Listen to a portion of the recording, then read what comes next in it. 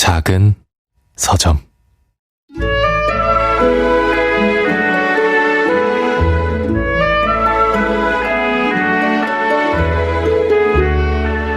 로버트가 마침내 내게 말을 걸어온 것은 가을 학기의 마지막 날이 되어서였다.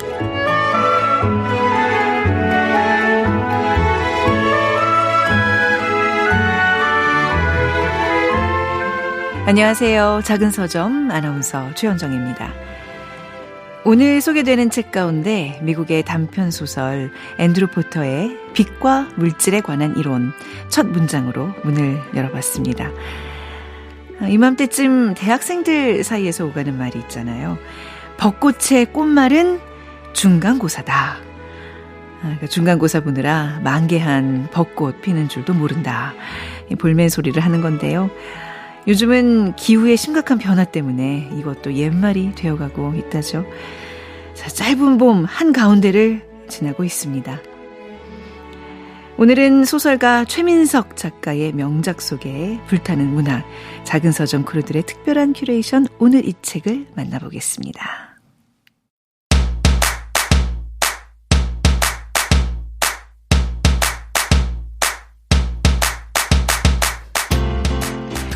요즘 눈에 쏙 들어오는 책은 어떤 걸까요? 지금 이 순간 어울리는 책들을 소개해드립니다. 오늘 밤을 위한 작은 서점 크루들의 특별한 큐레이션, 오늘 이 책.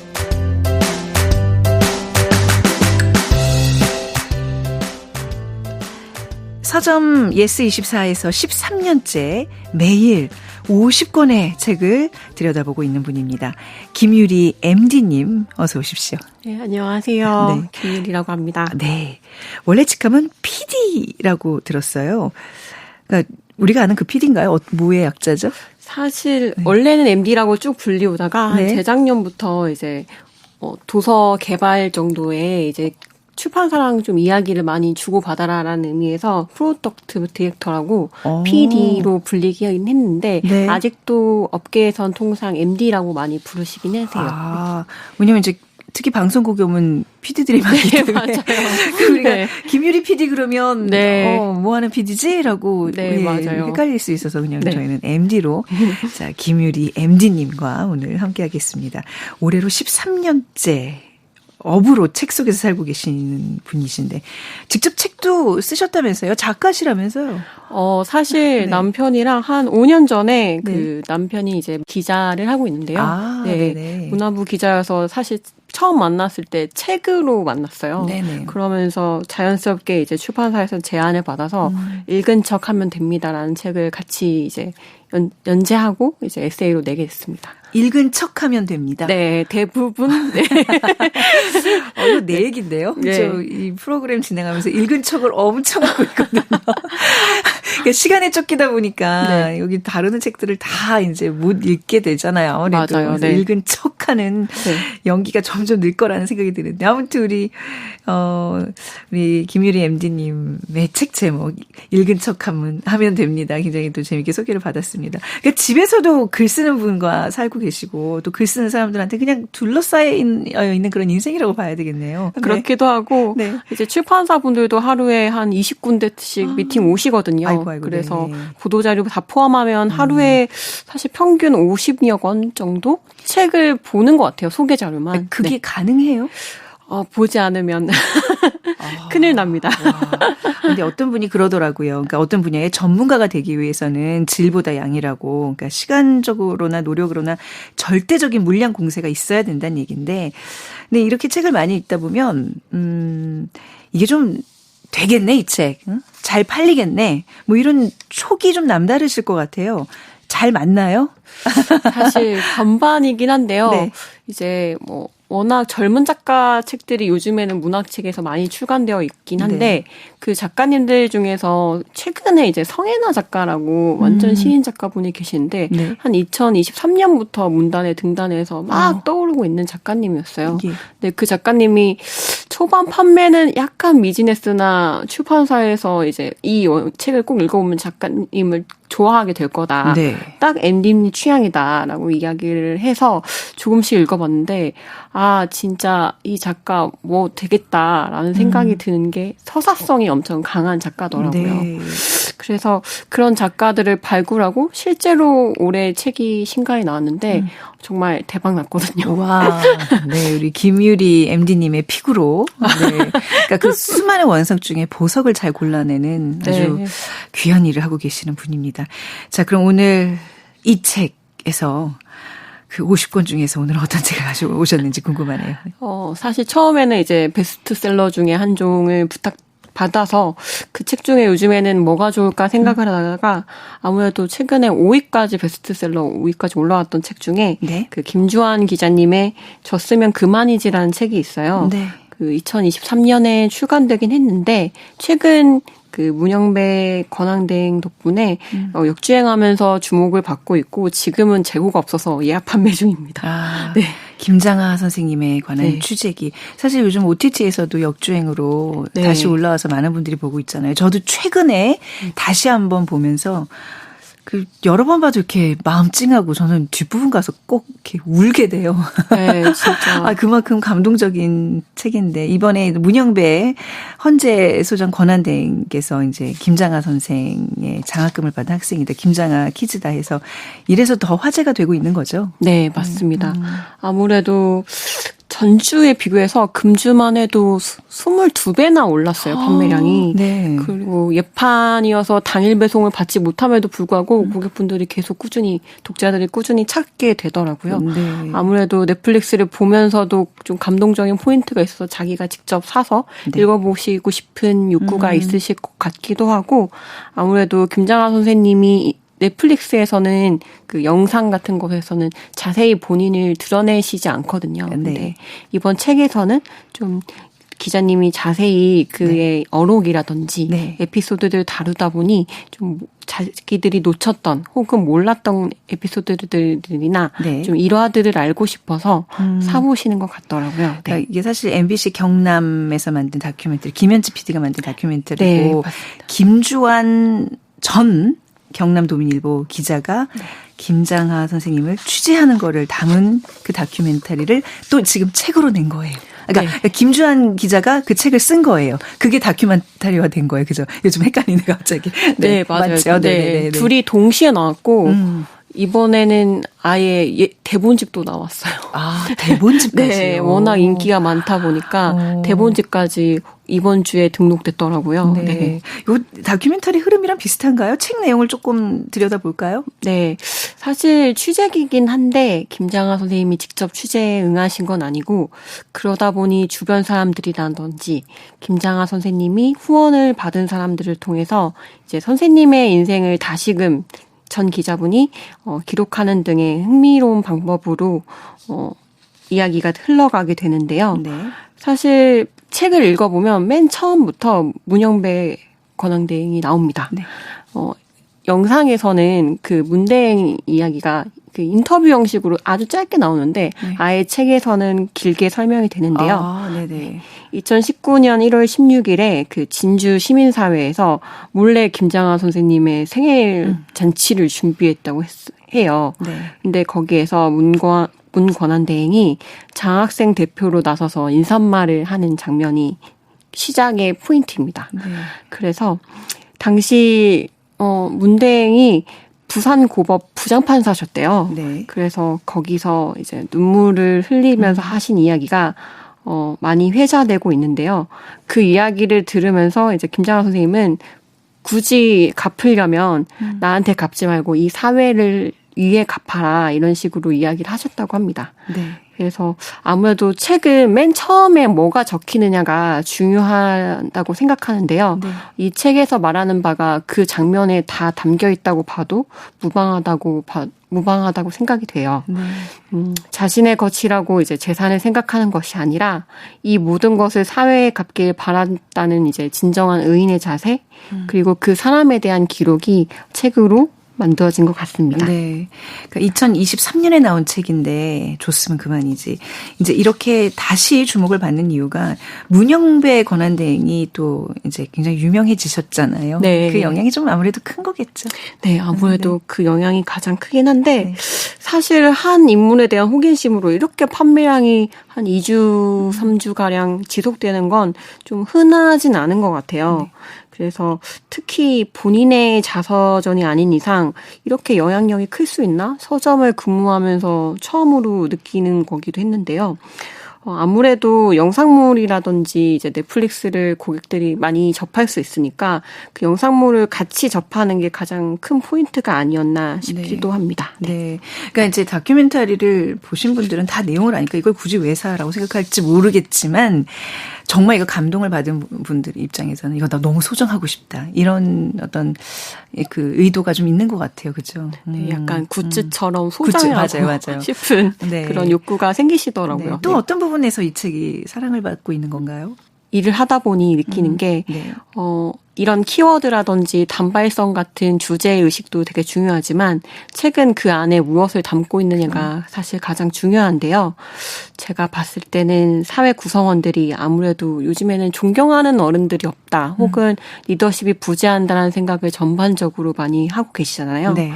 그런 와중에 누구보다 좋은 일을 앞장서서 행하고 그리고 아무런 대가를 또 받지 않으려고 하는 어른이 있다는 게 약간 큰 충격으로 다가오는 것 같아요. 저도 엄청 이런 사람이 실제로 있었나? 라는 생각이 들 정도니까요. 그래서 뭐 명신고등학교를 설립한 뒤 8년 만에 국가에 체납한 기부한 이야기하는 이야기. 네. 그리고 이제 1,000명 넘는 학생들한테 이제 장학금을 지급하셨다고 해요. 1,000명이 넘는다는 것도 참 대단하죠. 네. 그런 거라든지 이제 진주 내에 가정폭력 상담소를 후원하는 등 이제 다양한 문화 활동 그리고 시민 활동을 지원하는 일이 네. 쉽지는 않은 일이고 사실 저라면 자랑하고 싶을 것 같거든요. 그런데 네. 언론 인터뷰 한 줄도 하지 않았다는 것이 좀 맞아요. 놀랍게 다가온 것 같습니다. 네. 그 영화 그 다큐멘터리에서 미처 다루지 못한 에피소드가 혹시 여기 책에서 좀 소개가 될까요? 네. 많이 소개되진 않는데 좀 겹치거나 중첩되는 내용은 있긴 있어요. 그런데 영상에는 나오지 않는 이제 김장하 선생님의 한약방 이름의 뜻이 나옵니다. 네. 네. 그 한약방 이름이 남성당 네, 그렇죠? 맞아요. 네네네. 남성 한약방인데 네네네. 이제 김장하 선생님의 할아버지가 지어주신 이름이라고 해요. 그래서 남성이 술을 맡은 별이라고 별 이름이에요. 네. 그래서 목숨 숫자를 쓴 그 남성의 그 별을 남성이다라고 생각해서 남성이 비치는 고체는 오래 산다라는 뜻을 가지고 있다고 하더라고요. 딱 적합한 한약방 이름으로서 네. 적합한 이름이 남성당이 그런 뜻이었군요. 네. 네. 그래서 별이 비치는 곳에 오래 산다라는 뜻이겠죠. 네. 그래서 약방에서 지어준 약을 먹고 오래 살아라라는 뜻으로 한약방을 지어줬다고 합니다. 네. 요 다큐에서는 그냥 계속 그 인터뷰를 거절하는 모습이 처음에 나오다가 어느 순간 좀 취재진들과 좀 친해지시거든요. 그러니까 네. 스며들듯 제작진들과 이제 이렇게 함께하는 모습이 그려지는데 이 책을 통해서는 또 그런 우여곡절들 그런 사연들이 재밌게 또 묘사가 될 것 같다는 기대가 되네요. 네. 마지막에는 이제 여사님하고 어떤 여가 활동 하시는지도 좀 에피소드식으로 살짝 지나가면서 나와요. 그래서 게이트볼 같은 거 치시고 그러시잖아요. 네, 맞아요. 저도 이건 정말 소장각으로 정말 탐나는 책인 것 같습니다. 자, 작은 서점 크루들이 전해주는 특별한 큐레이션 yes24 김유리 MD가 소개해주는 오늘 이 책. 매일 50권의 책이면 일주일에 350권이 되고 2주면 700권이나 되는 책을 다루시는 분이시잖아요. 와, 그야말로 이제 책 자판기 같은 분이신데 또 다음에는 어떤 책들을 골라오실지 기대가 되면서 오늘 시간 여기서 마무리하겠습니다. 자, 감사합니다. 김유리 yes24 MD였습니다. 감사합니다. 감사합니다. 로드 맥킨의 End to Each Season 듣고 오겠습니다. And to each season.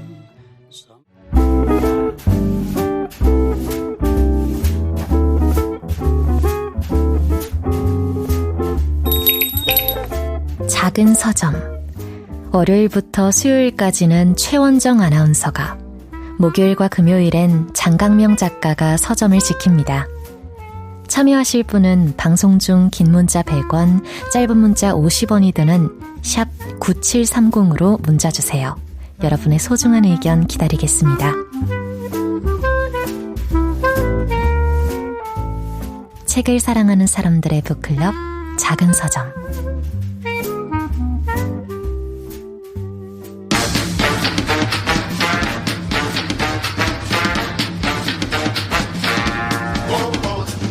최민석의 불타는 문학.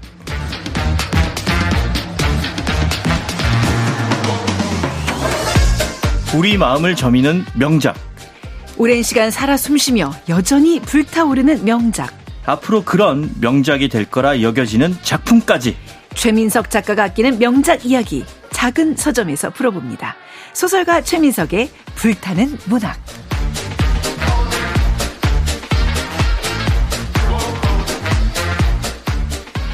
최민석의 불타는 문학, 소설가 최민석 작가님 모셨습니다. 어서 오세요. 네, 안녕하세요. 네. 늘 비장하게 소개를 해주시네요. 아니, 마음에 들지 않으세요? 저는 너무 좋아요, 이 코너가. 네. 좋습니다. 좋고요. 네. 좀 경쾌한 마음으로 와서 오늘은 좀 가볍게 하고 갈까. 네. 그렇게 생각하다가도 네. 이 비장한 소개를 들으면 오늘도 뭔가 청취자 여러분의 마음에 묵직한 하나를 얹어 드리고 가야겠다. 전하고 가야겠다. 그런 좀 생각이 다시 드네요. 네. 오늘 학교 수업 끝나고 오신 거잖아요. 요즘 중간고사 기간이에요?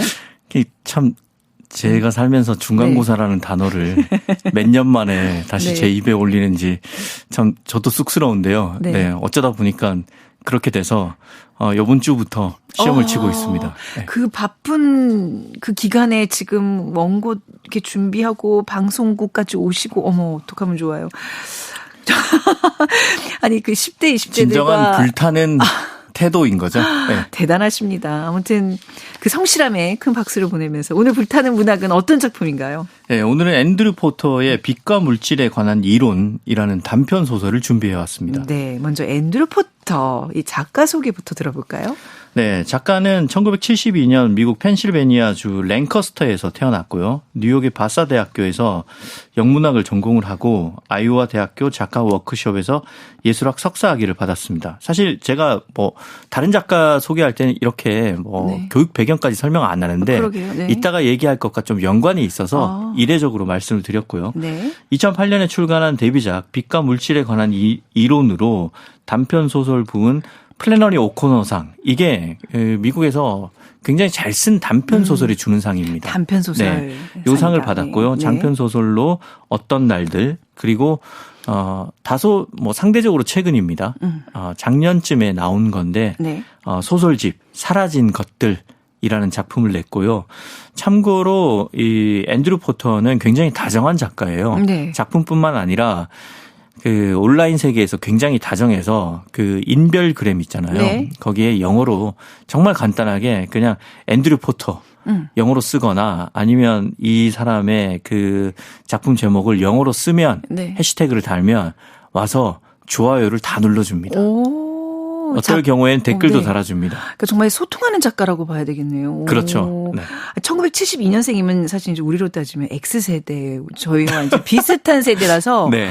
그러니까 지금 소설을 저는 읽고 나서 이제 이 작가의 나이를 보니까 이게 뭔가 우리와 좀 비슷한 세대를 살아서 그런지 그래서 소설이 더 재밌구나 이런 생각이 좀 드네요. 조금 결이 비슷할 수는 있죠. 네. 근데 말이죠. 저는 이 소설 유명하다 그래서 이제 지난주에 우리 최민석 작가와 함께 이제 우리 뽑아봤는데 제목이 마음에 안 들어요. 빛과 물질에 관한 이론. 왜 이렇게 지었을까요? 제목이 이제 너무 딱딱할 수 있고 이 문과생들이 벌써 부담을 느낄 만한 제목입니다. 거부감? 뭔가 이런 게 확 그렇죠. 와요. 위압감? 이런 거. 확실히 그 위화감은 들지만 정말 이질적이라서 특색 있고 개성 있다는 생각은 들고요. 네. 이 정말 뭔가 그 보고서 같고 논문 제목 같은 이 제목은 어디서 왔냐면 작가가 그 물리학 실험에서 제목을 착안했다고 그래요. 그러니까 낮에 유리창을 통해서 빛이 들어올 때 빛이 그 창을 통해서 전부 들어오는 게 아닙니다. 그러니까 그렇죠. 일부는 유리창 안으로 들어오고 네. 빛의 일부는 유리창을 통해서 반사되어 나가거든요. 작가는 이걸 보고 우리가 살면서 인생에서 겪는 그 무수한 사건들을 빛이라고 가정을 해봤을 때 어떤 사건은 유리창 안으로 들어오는 빛처럼 네. 우리 삶 속에 들어오고 또 어떤 사건들은 유리창 밖으로 반사되는 빛처럼 우리 삶에서 떨어져 나간다. 이렇게 생각을 한 거예요. 네. 그래서 시간이 지나면 떠오르지 않는 기억이 있고 시간이 지나도 내 삶에 각인되어서 네. 마치 문신처럼 새겨져 있어서 떨쳐낼 수 없는 기억이 있지 않는가. 네. 그래서 이 작가는 이 우리 삶에서 완전히 새겨진 그런 사건에 대해서 한번 얘기를 해봐야겠다. 그래서 이 모티프가 물리학 실험에서 왔기 때문에 네. 빛과 물질에 관한 이론이다.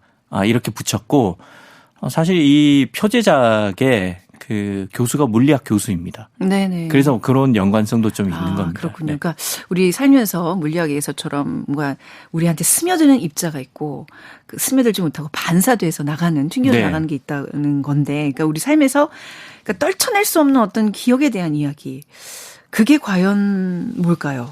네. 그게 네. 이제 이 소설에서 말하는 것은 결국은 남녀 간에 일어나는 감정에 관한 그쵸. 이야기인 거죠. 네. 갑자기 끼어들어서 죄송하지만 저는 이제 이 코너가 네. 여러분의 가슴 속에 스며들어야 스며드는 돼. 네. 각인되는 코너로 자리 잡았으면 좋겠습니다. 머리에 온몸에 총총히 박혔으면 하는 그 네. 입자들이 네. 반사되지 않고. 네. 자, 그러면 반사될 수 없을 만큼 아주 좀 재밌는 줄거리 소개를 부탁드리겠습니다. 네. 네. 배경은 브라운 대학교의 가을 학기 마지막 날입니다. 물리학 시험 시간인데 문제가 조금 이상합니다. 네. 뭐 어떻게 풀라는 그런 설명이 하나도 없고 시험지에는 그냥 방정식 하나만 쓰여 있습니다. 학생들은 이 괴팍한 시험 문제에 항의를 하면서 강의실을 떠났고요. 결국은 주인공인 나 혼자 남아서 네. 어떻게든 시험지에 방정식을 풀어서 제출을 했습니다. 네. 그러자 교수가 나를 한동안 말없이 바라보더니 묻습니다. 차 한잔 하겠어요? 헤더? 헤더가 나의 이름입니다. 그죠. 여자의 네. 이름이죠. 여자 주인공. 네. 그가 나의 이름을 처음 부른 날이었습니다. 네. 김춘수 시인 같으면 이날로 시를 한 편 썼겠죠. 네. 그러니까 유일하게 그 말도 안 되는 어려운 방정식 하나에 대해서 그 시험 문제를 제출한 학생이라고 이름을 부르면서 차 한잔 하자고 제의를 한 거잖아요. 네. 그래서 차 한 잔을 하나요? 합니다. 하죠. 네, 해야 네. 이야기가 네. 되겠죠. 네. 그래서 헤더는 뭐 별 생각 없이 그의 아파트에 가서 차를 한잔 합니다. 왜냐하면 교수는 자기보다 30살이나 많은 어떻게 보면 노쇠한 사람이었거든요. 아빠 같은 사람. 예. 네. 아빠보다 뭐 더 많을 수도 더 많을 있겠죠. 수도 있겠네요. 네. 아무튼 그래서 가서 이제 궁금한 걸 묻습니다. 왜 이렇게 어려운 문제를 네. 시험에 냈느냐 이렇게 묻자 교수가 대답을 합니다. 이름이 로버트예요. 예, 좀 딱딱할 것 같지만 네. 물리학에는 인간이 풀 수 없는 무한한 영역이 존재한다. 이걸 알려주기 위해서 로버트가 이름처럼 네. 딱딱하게 대답을 합니다. 네. 그러고 난 이후부터 헤더는 이날 물리학 이야기뿐만 아니라 삶에 대한 이야기를 나눕니다. 네. 그러면서 둘이 마시던 차만큼이나 아니면 어쩌면 그 이상으로 마음이 따뜻하게 데워지는 걸 느낍니다. 네. 로버트는 로버트가 아니었던 거죠. 네, 로버트는 로봇이 아니었던 거죠. 사람 이름 가지고 이렇게 좀 장난치는 걸 좀 좋아하시는 것 같아요. 저번에도 이제 구제와 에밀 졸라에 대해서 한 말씀을 이렇게 더 하시더니 오늘 로버트를 굉장히 적확하신데 제가 좀 강박이 있어요. 뭔가를 딱딱하게 이끌어가면 네. 안 될 거라는 그런 강박이 있어서 저랑 그 점에서 굉장히 비슷하시네요. 저는 진지하다가도 뭔가 하나 게 빵빵 터져야 직성이 풀리는 그게 있거든요. 아무튼 죄송합니다. 네, 네. 아니, 아니요. 굉장히 좋은 코드라서 짚어보는 거였습니다. 네, 감사합니다. 네. 네. 아무튼 이 헤더가 네. 로버트와의 시간을 왜 이렇게 따뜻하게 여겼는가 그 네. 이유는 로버트가 헤더를 자기와 동등한 성인으로 되어 있기 때문입니다. 네. 그럼에도 불구하고 내가 로버트에게 마음을 쉽게 열지 못하는 이유가 있습니다. 나에게는 네. 바로 의대에 다니는 남자친구 콜린이 있기 때문입니다. 네. 그렇죠. 이래야 또 이야기가 되는 거죠. 게다가 또 의대를 다니는 남자친구예요. 그렇죠. 번듯해요, 지금. 그죠? 이게 또 그 브라운 대학이면 또 아이비리그잖아요. 그렇죠. 예. 뭔가 이제 미래가 보장된다는 캐릭터인 거죠. 그래서 콜린은 모든 면에서 로버트와 반대입니다. 네. 일단 젊고 잘생겼고 그리고 뻔뻔스러울 만큼 고집도 세고 자신감도 넘칩니다. 네. 그리고 언젠가는 나와 결혼을 해서 내가 콜린과 함께 있다 보면 적어도 중산층 이상의 부부로 살 거라는 그런 믿음도 있습니다. 네. 예, 나는 나의 미래에 대해서 알고 있는 거죠. 네. 하지만 나는 로버트한테 다시 연락이 왔을 때 깨닫고 맙니다. 내가 마음속으로 계속 로버트를 생각하고 있었다는 걸. 네. 노 교수에 대한 연민, 연정. 아무튼 둘은 다시 그렇게 해서 만나게 되죠.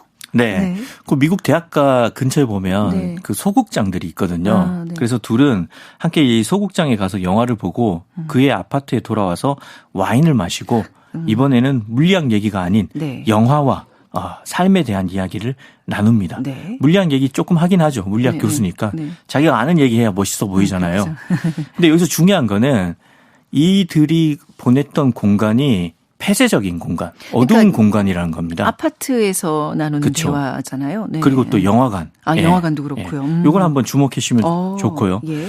그리고 이제 헤더는 이렇게 일주일에 한 번씩 그의 아파트에 가서 대화를 나눕니다. 네. 계속 대화만 나눠요. 근데 그게 이제 소설 속에서 대화만 나누는 걸로 이렇게 얘기가 비춰지는데 맞나요? 그러니까 남녀 간의 그런 어떤 사랑은 없는 건가요? 좀 끝까지 그걸 이해를 못했거든요. 마음으로는 뭐 만리장성 이상을 쌓을 수 있지만 예. 이때까지 명시적으로 서술된 것은 대화만 나눕니다. 네. 근데 이런 소설들이 많아요. 네. 대화가 담고 있는 뭔가 중의적인 예.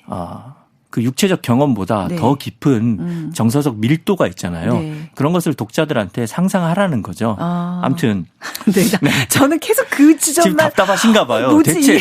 대체 손을 언제 잡아? 이래서 언제 뭐 이야기가 손은 잡더라고요. 잡긴 잡죠. 네. 네. 아무튼 저 개인적인 궁금증이었습니다. 지금 말씀하신 대로 헤더도 그 생각을 해요. 네. 왜냐하면 내가 그 교수한테 호감이 좀 있거든요. 네. 그리고 그 교수도 나한테 사실 가까이 다가오려면 더 다가올 수 있었는데 네. 절대 더 가까이 오지 않습니다. 선을 넘지 않아요. 예. 그러다가 마침내 네. 로버트가 나에게 가장 가까이 다가온 날이 옵니다. 그날은 네. 로버트가 학교 근처에 ፐ브로 가자고 한 거죠. 술 마시러 가자고. 네. 자, 근데 이게 학교 근처의 펍입니다. 예. 학생들이 오는 곳이에요. 맞아요. 뭔가 이제 네. 또 이 학교 근처고. 네. 예, 뭔가 위기감이 엄습해 오죠. 그러니까 거기 소설에도 나오잖아요. 학교에서 내가 당신과 데이트를 한다는 사실을 알면 난 제적을 당한다. 위험한 사랑을 지금 하는 그 기로에 있는 거죠. 교수도 잘리고. 그렇죠. 예, 네. 둘 다 이제 위험을 감수하는 겁니다. 근데 그거보다 더 위험한 거는 이게 사실 지금 이 얘기를 쫙 전개해버리면 이 소설을 좀 읽어야지 하는 궁금증을 이렇게 막 품고 있는 분들에게는 스포가 될 수 있겠네요. 이 펍으로 간다는 거 굉장히 불길한 예감이 드는데 얘기해도 되나? 요때 이제 네. 네. 스포일러가 싫으신 분은 네. 요때 이제 주인공들처럼 펍으로 대신 네. 냉장고에 가셔서 냉장고를 펍이라고 생각하시고 맥주 한 캔 따시고 맞아요. 한 두 모금 정도 멀리 가지 마시고 한 두 모금 정도 드시고 5분만 네. 어디 갔다 오시면 되겠네요. 네. 그러고 돌아오시면 됩니다. 지금부터입니다. 네. 아무튼 우리는 계속 이야기 속으로 들어갑니다. 그래서 헤더는 그 제안을 수락합니다. 네. 그리고 사실 이 펍이 왜 중요하냐면 예전에 애인인 콜린과 와서 데이트를 했던 공간이기 때문에 중요한 겁니다. 그리고 마침내 로버트는 펍에서 나의 손을 잡습니다. 네. 감정이 벅차오르는 그 순간 뭔가 느낌이 서늘합니다. 네. 그래서 뒤돌아보니까 불싸.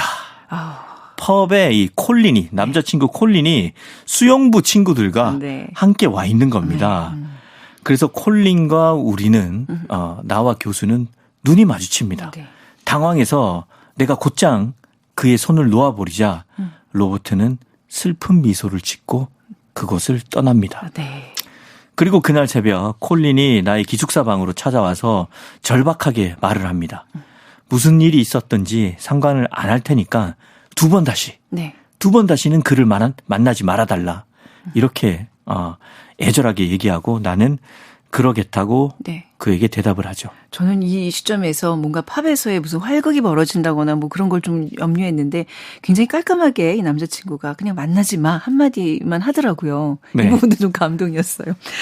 그리고 이제 그 아이비리그의 의대이기 때문에 제가 좀 이 보는 관점이 조금 남다른 거 좀 이해해 주시기 바랍니다. 네, 칼은 네, 뭐 네. 외과 의사가 네, 수술할 네. 때 잡는 그 네. 정도 스테이크 먹을 때 정도고요. 네. 아무튼 그래서 이제 나는 로버트한테 마지막으로 이제는 더 이상 오지 않겠다. 그 말을 하기 위해서 그의 아파트로 갑니다. 네. 그러니까 안 만나겠다. 나는 당신은 이제 더 이상 만날 수 없다라는 말을 하려고 가는 거겠죠. 그렇죠. 네. 왠지 그냥 그냥 전해서는 안 될 것 같고 마지막으로 이렇게라도 한번 얼굴을 보고 싶으니까 맞아요. 가는 네. 거죠. 네. 그 마음을 알고 로버트가 얘기를 합니다. 당신은 사실 정말로 헤어지고 싶어 하는 건 아니다. 여기에 찾아온 그 사실이 당신의 마음을 말해주고 있다. 네. 그렇습니다. 로버트는 사실 나 자신보다 내 마음을 더 잘 아는 남자였습니다. 네. 하지만 이렇게 말한 로버트의 얼굴이 내 생에서 그를 본 마지막 얼굴이었습니다. 사실 이런 이별을 고할 때는 뭐 서신이나 전화로도 할 수 있는데 굳이 찾아가서 얼굴을 보고 얘기를 한다는 거. 이게 결국은 내 삶에 있어서 당신은 튕겨나갈 수 없는 그런 입자가 될 거랍니다를 예고하는 거잖아요. 그렇죠. 그렇죠. 이게 사실 이별인데 이별 아닌 이별인 거죠. 네, 네. 둘은 이렇게 이범학 가수의 명곡인 이별 아닌 이별을 이런 애드립 좋아요. 네. 실천한 네. 거죠. 네. 네. 그리고 나는 이제 시간이 흘러서 역시 예상했다시피 콜린과 결혼을 합니다. 네. 그리고 중산층이 사는 도시로 이사도 하죠. 사실 로버트와 나는 그 이후에는 얼마간 편지를 주고받았어요. 네. 그런데 그 얼마 지나지 않아서 그 연락마저 끊겼습니다. 네. 그리고 몇 년 후 나는 의사 부부 모임에 가서 로버트가 죽었다는 소식을 듣습니다. 위궤양으로 죽었다는 네. 소식을 듣죠. 그리고 이제 소설은 마지막 페이지로 향합니다. 네. 이 죽었다는 얘기를 듣고 굉장히 통곡을 하던데, 이 대망의 마지막 페이지. 여기서 나라면 어땠을까 좀 감정이입이 좀 많이 되더라고요. 네. 이걸 남편한테 밝힐 수도 없고. 아무튼 그 10년 전에 그 일들이 이제 막 떠올랐겠죠. 네. 여자 주인공 입장에서는. 그렇죠. 이제 헤더. 네. 나는 로버트가 죽었다는 소식을 듣고 10년 전에 어느 날을 떠올립니다. 어느 날을. 네. 네. 그날 나는 로버트의 집에 들어가서 혼자서 그를 기다렸습니다. 네.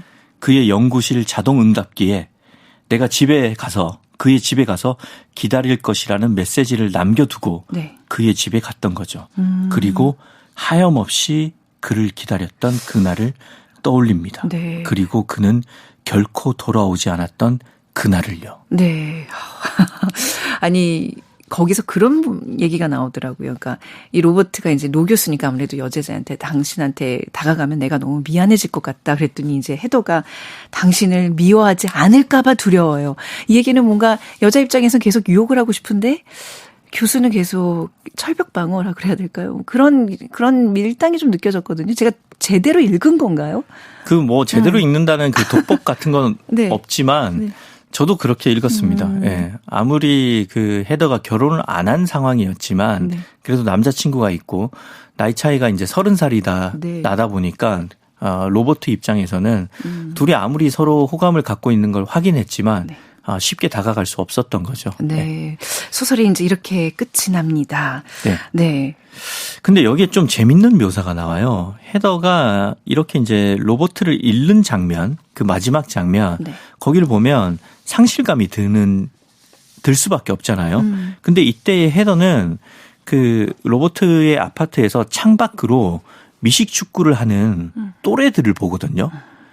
근데 그 또래를 보면서 왠지 이들이 나보다 한참 어리다는 생각을 하게 됩니다. 네. 그렇죠.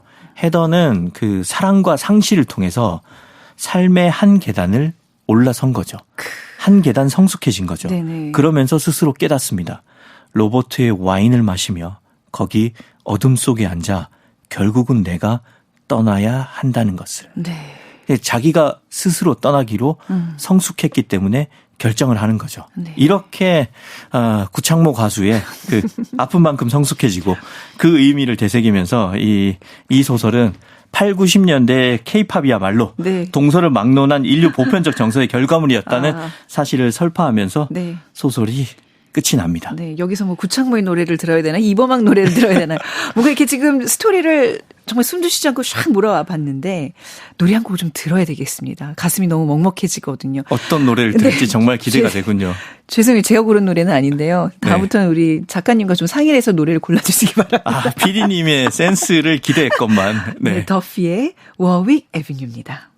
더피의 워윅 애비뉴 듣고 왔습니다. 정말 명곡이네요. 가사가 네. 어쩜 이렇게 딱 어울리는지. 가사를 다 들으셨나요? 안 들으셨어요? 불문학 저는, 전공이시죠? 네, 좀 사실 제가 연계국어를 하는데 아무것도 못해서 근데 제가 밀었던 네. 뭐 이별 아닌 네. 이별 아픈 만큼 성숙해지고 그 곡보다는 네. 확실히 이 영미권의 소설이기 때문에 월윅 애비뉴의 아픔과 네. 좌절. 네. 거기서 사람들이 눈물과 땀과 많은 것들을 흘렸을 거잖아요. 그렇네요. 네, 그 아픔의 역사가 오는 것 같네요. 그렇죠. 또 우리 앤드루 포터가 좀 X세대니까 우리가 구창모 노래를 좀 붙이기에는 조금 애매하다는. 네. 그러니까 이제 성숙이라는 단어가 나왔는데요. 네. 이게 그냥 얘기만 줄거리만 얼핏 들으면 30년 차이가 나는 노 교수와 여제자의 어떤 치정? 어떤 그런 뭐 도덕적인 논쟁거리를 던지는 소설이 아니라. 그렇죠. 예, 한 여대생이 이제 뭐 비밀, 죄책감, 그리고 사랑을 겪으면서 성숙을 해가는 과정을 그린 단편소설이다. 그렇게 보는데 저는. 네. 제가 말하면서 눈치를 보는 게. 전혀 그러지 마십시오. 네네네. 말씀드렸지만. 네네. 그 독서의 자유는 모든 개인에게 있는 거고요. 저도 이제 제 나름의 방식대로 독서를 하는 거고요. 그래서 저도 이 소설을 읽고 결국은 헤더가 성숙을 성장해 가는 과정을 보여주는 것이다. 네. 단순히 뭐 10대가 나오는 것이 성장 소설인 것만 아니라 네. 20대가 주인공이라도 성장해가는 면을 보여줄 수 있는데 그렇다면 헤더의 성장을 이끌어낸 것은 무엇인가? 저는 그걸 비밀이라고 생각을 해요. 비밀. 네. 그러니까 아까 그 풋볼을 하는 또래들을 보면서 네. 왠지 나는 한 단계 더 성숙한 것 같다고 헤더가 느낀 이유는 누구에게도 말할 수 없는 자기만의 비밀을 하나 간직하게 된 거거든요. 네. 나무가 이제 나이테가 그 한 겹 한 겹 쌓이면서 더 커지고 나이를 먹듯이 네. 인간은 이 비밀을 쌓아가면서 성숙해 가는데 그 비밀이라는 것이 결국은 개인 서사거든요. 그렇죠. 네. 그렇죠. 자기만의 삶에서 굵직한 스토리를 획득하면서 네. 그것이 웃음이 됐든 눈물이 됐든 부끄럽거나 아니면 남한테 말할 수 없는 내밀한 나만의 비밀이거나 아무튼 이런 개인 서사가 우리 삶의 나이테처럼 쌓이면서 네. 인간은 성장하고 성숙해 간다는 거죠. 네. 이 소설이 그런 얘기를 하는 것 같아요. 맞아요. 우리가 뭐 20, 30대까지는 그런 어떤 나의 비밀들 이런 것들이 너무 힘들잖아요. 버겁잖아요. 네. 근데 나이가 좀 지나고 나니까 진짜 말씀하신 그 개인 서사, 나를 키워준 것들이었구나. 굉장히 고맙게 느껴질 때가 있어요. 어떻게 보면 네. 비밀 하나 없는 삶이 맞아요. 얼마나 네. 가난한 삶이에요. 맞습니다. 네. 내가 차마 얘기할 수는 없지만. 그러니까 저도 지금 차마 얘기는 못하겠지만 나를 이만큼 키워준 것들이 그 많은 비밀들. 파랄은 비밀이었다? 바람이 아니라. 그러게네요. 네. 아니 이 작가가 이 작품을 내놓기까지 굉장한 또 우여곡절을 겪었다고 들었는데. 네. 무슨 일이죠? 제가 아까 사실 그 일부러 그 아이오와에서 석사학위를 받았다고 얘기를 했는데 여기가 그 작가들에게 그 워크숍을 굉장히 아주 혹독하게 시키는 작가 양성소 같은 학교예요. 예. 그래서 여기에서 석사학위를 받았기 때문에 이제 본격적으로 작가가 되기로 마음을 먹은 거죠. 그래서 아이오와에서 하루에 6시간씩 뭐 소설 창작에 전념하면서 소설집 출간 준비를 마칩니다. 네. 이 6시간 소설 쓴다는 게 사실 정말 쉬운 일이 아니거든요. 해보셨을 거 아니에요. 네. 그렇죠. 그건 뭐 거의 뭐 피를 토해낼 만큼 힘이 들고 예. 소설 1시간만 열심히 써도 머리를 많이 쓰기 때문에 엄청 배가 고파요. 네. 아무튼 뭐 제가 배가 고픈 건 제 네. 사정이고요. 네. 근데 이제 제가 이 얘기를 꺼낸 이유는 이 앤드루 포터가 30살이 안 됐던 1999년에 문제가 터져요. 네. 집에 도둑이 들었는데 도둑이 그 앤드루 포터 이해할 수 없는데 원고를 가져갔다는 거예요. 도둑이 원고를 훔쳐갔다고요? 그러니까 도둑이 뭔지 모르고 가져갔겠죠. 경황이 없어서 이것저것 훔쳐가는데 거기에 그 원고가 있었던 거죠. 네. 그래서 앤드류 포터가 기억을 더듬어서 써보려고 했는데 스토리는 기억이 나는데 네. 문체가 기억이 안 나는 거예요. 이게 또 다시 뭔가를 쓴다 그러면 그 맛이 안 나잖아요. 그렇죠? 단어들이 달라지잖아요. 맞아요. 네. 게다가 또 이 소설집이고 앤드류 포터의 소설을 읽어보신 분들은 아시겠지만 원래 단편 소설이 문체가 중요합니다. 네. 근데 앤드류 포터는 그 중에서도 문체를 굉장히 세밀하게 직조해서 쓰는 작가예요. 네네. 그러니까 그 스토리가 중요한 게 아닌 거죠. 그래서 앤드류 포터는 정말 그 깊은 좌절에 빠져서 한동안 글을 못 씁니다. 네. 그러면서 이제 그냥 생계 유지를 위해서 뭐 동네 글쓰기 센터에서 글쓰기 강사하고 아이고, 뭐 이렇게 네. 지내면서 거의 작가의 길을 포기하기에 이르렀는데 원고만 훔쳐간 게 아니라 이 사람의 열의와 뭐 열정 이런 것도 다 훔쳐가 버린 거네요. 그렇죠. 삶의 희망을 네. 그 뭐 모조리 앗아간 거죠. 그 도둑은 잡았답니까? 그 얘기는 안 알려졌어요. 네. 아, 네. 근데 그 도둑이 앤드류 포터의 성장에 기여를 합니다. 아무튼 그래서 네. 나중에 이제 메릴랜드 대학에서 방문 작가 자리를 한번 얻으면서 그때 이제 다시 뭐 절치부심해서 네. 소설을 쓰는데 그때 쓴 단편들이 유명세를 타게 돼요. 네. 예, 이때 이제 아술이라는 단편을 써서 스티븐 킹이 선정하는 미국 우수 단편 선집 뭐 이런 데 들어가고 나중에 또 외출이라는 작품이 푸시카트상을 받으면서 미국 그 공영 라디오 NPR 이런 데 이제 소개가 됩니다. 네. 그렇게 해서 나오게 된 책이 바로 오늘 작품 빛과 물질에 관한 이론인 거죠. 그 정말 죽다 살아난 기사회생한 작품이라고 봐야 되겠네요. 여기 또 우여곡절이 있는 게 또요? 이게 원래는 그 출판사가 조지아 대학 출판부라고 예. 그러니까 이 작가는 지금도 대학 교수로 일하는데 예. 대학이랑 연관이 많아요. 근데 출판사 이름이 조지아 대학 출판부 뭔가 느낌이 오죠. 대학교에서 내는 조그만한 그 사업체인 거예요. 뭐 메이저사 이런 게 아니고요. 그렇죠. 이런 데서 출간을 했는데 네. 이 소설이 아까 말씀드린 플래너리 오코너상을 수상하는 일이 벌어진 거죠. 네네. 이걸 한번 받고 나니까 그 뒤부터는 스티븐 터너상, 뭐 프랭크 오코너상, 뭐 윌리엄 사로얀상 등 뭐 이런 곳의 최종 후보로도 뽑히고 그래서 나중에는 결국은 그 랜덤 하우스에서 운영하는 굉장히 큰 빈티지 출판사가 있습니다. 네. 한강 작가의 채식주의자도 여기서 나왔거든요. 네네. 여기서 페이퍼백과 페이퍼백으로 재출간하는 일이 벌어지는 거죠. 네. 그러면서 뭐 프랑스, 네덜란드 뭐 10여 개 국가에 번역되면서 폭넓은 독자층을 확보를 했고 네. 그 후에 나중에 이제 그 안테나가 전 세계로 뻗어져 있는 네네. 김영하 작가가 자신의 팟캐스트 옛날 책 읽는 시간이라고 했었어요. 예. 거기서 이 작품을 낭독하면서 네. 한국에서도 굉장히 큰 인기를 끌었죠. 그 매개가 약간 김영하 작가였군요. 이 책이 굉장히 유명한 책이잖아요. 한국에서 이 책을 알린 그 8할 이상의 그러네요. 그 1등 공신은 김영하 작가였습니다. 네. 제가 이 우여곡절을 왜 말씀드렸냐면 네. 결국 인생이 어떻게 될지 알 수 없다. 포기하지 않으면 네. 길은 열린다. 그렇네요. 네. 그래서 청취자 여러분도 난관을 만나더라도 네. 포기하지 마시길 바라고 네. 그 와중에서 중요한 거는 앤드류 포터처럼 네. 늘 좋아요 네. 꾹꾹 눌러주고 댓글 늘 달아주는 이런 네. 다정한 자세 이런 다정한 태도를 버리지 않는 네. 것 포기하지 않는 것이 중요하다. 네. 결론이 탈무드 같은 분위기로 지금.